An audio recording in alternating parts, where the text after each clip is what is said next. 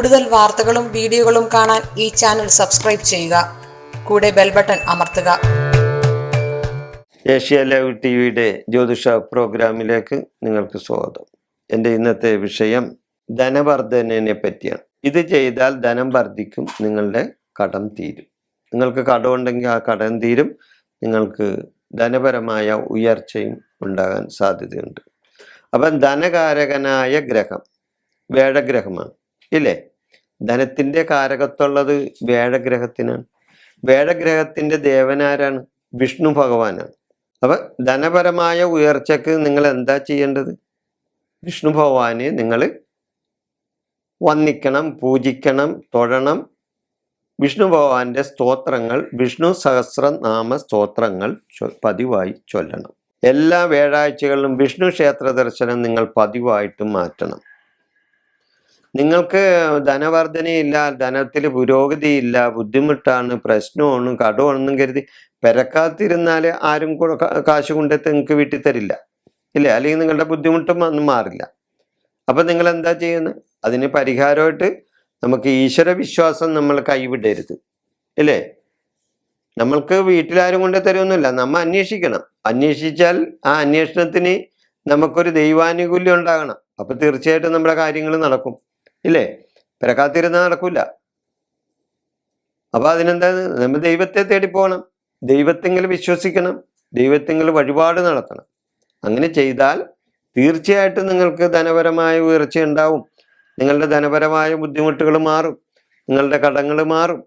അപ്പോൾ എന്താ ചെയ്യേണ്ടത്? എല്ലാ വ്യാഴാഴ്ചകളിലും ധനകാരകനായ വിഷ്ണു ഭഗവാനെ നിങ്ങൾ ഭജിക്കണം, വിഷ്ണു ക്ഷേത്രത്തിൽ പോകണം.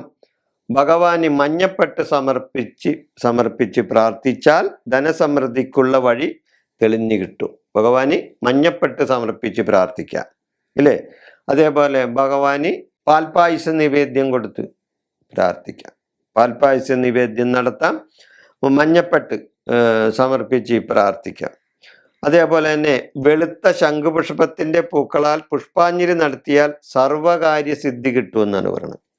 അതായത് വിഷ്ണു ഭഗവാന് വെളുത്ത ശംഖുപുഷ്പത്തിൻ്റെ പൂക്കളാൽ പുഷ്പാഞ്ജലി നടത്തിയാൽ സർവകാര്യ സിദ്ധി ഉണ്ടാകാൻ സാധ്യത കൂടുതലുണ്ട് എന്നാണ് ആചാര്യന്മാർ പറയുന്നത് അല്ലേ?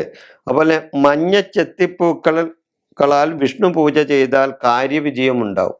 മഞ്ഞ ചെത്തിപ്പൂക്കൾ കൊണ്ട് വിഷ്ണു ഭഗവാനെ അർച്ചനയോ അതേപോലെയുള്ള പൂജകളോ ചെയ്താൽ നിങ്ങൾക്ക് കാര്യവിജയം ഉണ്ടാകാൻ സാധ്യത ഉണ്ട്.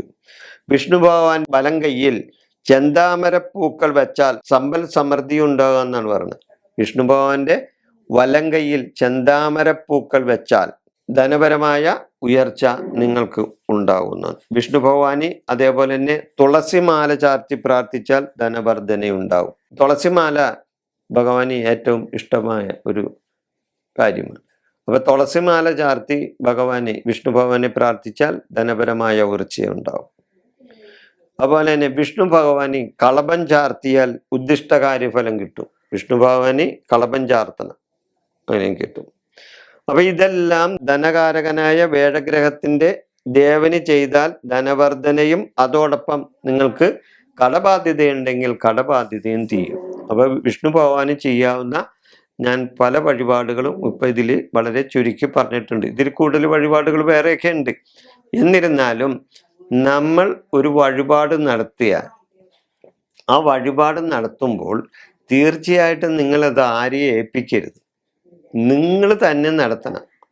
നിങ്ങൾ തന്നെ ആ ക്ഷേത്രത്തിൽ ചെന്ന് ആ ക്ഷേത്രത്തിൽ നിങ്ങളുടെ ആ അർച്ചന നടത്തുമ്പോൾ, നിങ്ങളുടെ വഴിപാട് നടത്തുമ്പോൾ നിങ്ങൾ ആ ക്ഷേത്ര സന്നിധിയിൽ ആ ശ്രീകോവിലിനടുത്ത് നിങ്ങൾ ഉണ്ടാകണം. അല്ലാതെ നിങ്ങൾ കൊണ്ടുവന്ന് ഒന്നിച്ച് കുറേ ആഴ്ചകളിൽ കൊണ്ടുവന്ന് വഴിപാട് റെസീറ്റ് എഴുതിയിട്ട് ഒരു കാര്യവുമില്ല, അതുകൊണ്ടൊരു ഫലവും കിട്ടുമെന്ന് എനിക്ക് തോന്നുന്നില്ല. നമ്മളുടെ കാര്യം നടത്താൻ നമ്മൾ തന്നെ മുന്നിട്ടിറങ്ങണം എന്ന് പറഞ്ഞ പോലെ നമ്മൾ തന്നെ ചെന്ന് നിന്ന് ഭഗവാനോട് പ്രാർത്ഥിച്ചാൽ തീർച്ചയായിട്ടും അതിന് ഫലം ഉണ്ടാവും. നിങ്ങളൊന്ന് ചെയ്തു നോക്കൂ. പലരും പ്രയാസങ്ങളാണ്, സാമ്പത്തികമായിട്ട് ബുദ്ധിമുട്ടൊക്കെ സഹിക്കണേ. ഈ സഹിച്ച് ഇരിക്കാനാണ് അവർക്ക് താല്പര്യം. അന്നൊന്ന് പുറത്തോട്ട് ഇറങ്ങി ഈ ക്ഷേത്രത്തിലൊക്കെ ഒന്ന് പോയി അവിടെ ഒന്ന് പ്രാർത്ഥിച്ച് ഭഗവാനോട് നമ്മുടെ കാര്യങ്ങളൊക്കെ ഒന്ന് പറഞ്ഞാൽ തീർച്ചയായിട്ടും നിങ്ങൾക്ക് അതിൻ്റെ ഫലം ഉണ്ടാവും. നിങ്ങൾ ശ്രമിക്കണം. താൻ പാതി ദൈവം പാതി എന്നാണല്ലോ പറയുന്നത്, ഇല്ലേ? അപ്പം അതുകൊണ്ട് നിങ്ങൾ വിഷ്ണു ഭഗവാനെ പ്രാർത്ഥിക്കുക. ഒരു ദിവസം 2 ദിവസം പ്രാർത്ഥിച്ചാലൊന്നും ഭഗവാൻ കൊണ്ടൊന്നും നിങ്ങൾക്ക് ധനവർദ്ധന ഉണ്ടാക്കി തരുമൊന്നുമില്ല. വളരെ ആത്മാർത്ഥമായി നിരന്തരം നിങ്ങൾ പ്രാർത്ഥന നടത്തിയാൽ അതിന് ഫലം ഉണ്ടാവും. നിങ്ങൾ വിഷ്ണു ഭഗവാനെ പ്രാർത്ഥിക്കൂ, തീർച്ചയായിട്ടും നിങ്ങൾക്ക് ഫലം കിട്ടും. ഈ വിഷയം ഞാനിവിടെ അവസാനിപ്പിക്കുന്നു. നിങ്ങൾക്ക് നന്ദി, നമസ്കാരം.